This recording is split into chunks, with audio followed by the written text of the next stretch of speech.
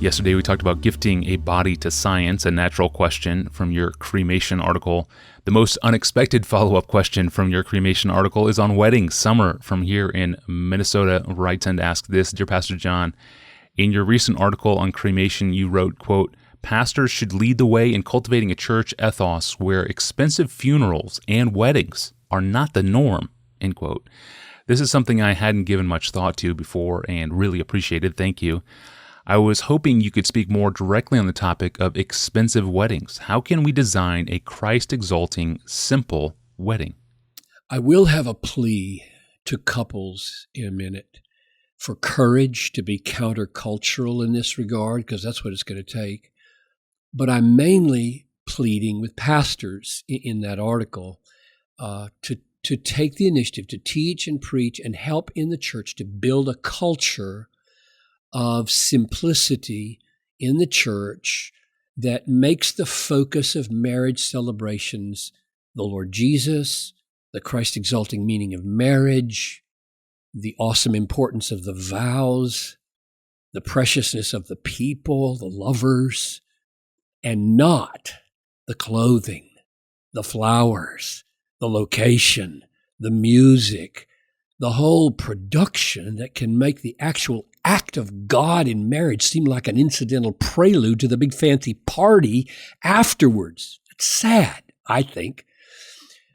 But of course, this is not an attack on joy, just the opposite. It's a plea for drinking from the deepest pools of joy, not the peripheral puddles of happiness. I mean, besides godly poor people regularly have more joy than rich people.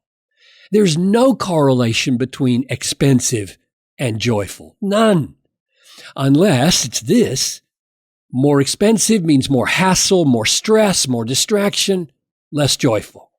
So this is a plea to leaders to cultivate an expectation of simplicity so no one with modest means, and that's a lot of people, feel like a simple wedding with a mince and nuts reception, no meal, no dance, just joy, is somehow less honoring to the Lord and the couple. That's tragic if we've cultivated a situation like that. Now here's the underlying worldview. She was asking why. A decisive turn happened in redemptive history when Jesus came into the world. The Old Testament was by and large a come and see religion, while the New Testament is largely a go tell religion. That's why there is a lavish expenditure in the Old Testament on the temple. Come see from Egypt and from Ethiopia and from the ends of the earth. Come see this expensive temple that we've built, and why wealth was seen so regularly as a sign of God's blessing. Now, that has radically changed with the coming of the Son of Man, who had no place to lay his head and told us to go risk our lives to disciple the nations. We're not living in the Old Testament times. This is not a come-see religion.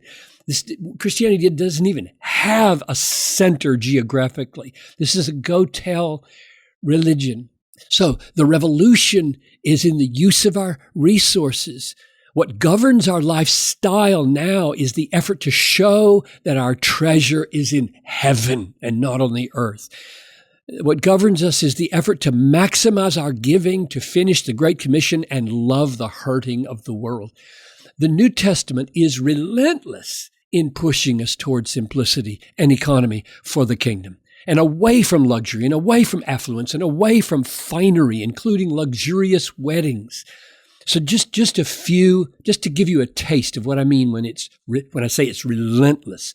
Luke 6:20, "Blessed are you poor, for yours is the kingdom of heaven. Woe to you rich, for you have received your consolation." Luke 8:14, "The word is choked by the cares and riches and pleasures of life. Luke 9:58, the Son of Man has no place to lay his head.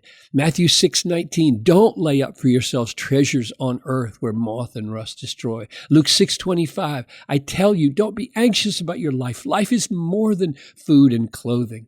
Luke 12:33, sell your possessions, give alms, provide yourselves with purses in heaven. Luke 14:33, whoever does not renounce all that he has cannot be my disciple. Luke 18:24, how hard it is for those who have riches to enter the kingdom of heaven. 2 Corinthians 6:9, Paul was poor, yet making many rich. He had nothing, yet possessed all things. 1 Timothy 6:7, we brought nothing into the world. We can't take anything out of the world. But if we have food and clothing, with these we will be content. Hebrews 10:34, you joyfully accepted the plundering of your property, since you yourselves knew you had a better possession and an abiding one. When Noelle and I were married, she wore her mother's wedding dress free. No, she had some alterations to make. Probably few dollars. I wore my best and only Sunday suit. My best man did the same. Her matron of honor wore a nice Sunday dress. We had an open Bible and a cross on the platform, just to show what our values were. The church organ was played. My father preached. The church provided a reception, which was in the church fellowship hall. No meal, no refreshments. There was a cake. I borrowed my father's car to go on a honeymoon. 7-hour drive to St. Petersburg, Florida, where we stayed in a single-story motel on the beach. It was all simple. It was all full of joy. It was explosive with happy expectation. Nobody borrowed any money. The Lord, the Word, the vows, the lovers were the foreground, and God was honored, and we are just as married 47 years later as anybody. I think that's a good idea. Now, let me stress again, there is a place for special. Okay, hear me? There is a place for special dress, special expenditures, special beauty in the simplicity of the Christian life. There's a place for beauty. But what is happening in the evangelical church today, it seems to me, is careening out of control. And somebody needs to put the brakes on, and I'm pleading with pastors especially, let the service and the word and the vows and the Lord and the love be the main thing. There does not have to be a meal after the wedding. Believe me, there doesn't. There doesn't have to be a dance. It doesn't have to be in an expensive hotel. There doesn't have to be a paid quintet. Really, it doesn't have to be. So besides pastors who lead on this, we need young people with backbone and radical Christian courage to stand against the culture and show what truth and beauty and joy can look like at 1/4 the cost and 1/4 the anxieties and 1/4 the stress, and double the focus on the glory of Christ and the advancement of his kingdom. Wow. Thank you, Pastor John. That is powerful. And this episode reminds me that we have a free book on our site titled Preparing for Marriage, Help for Christian Couples. You can download it free of charge at desiringgod.org/books. And we will talk more about marriage in about a week on the question of, should I finish school before I get married? I know that's a question that you and Noelle were faced with as well.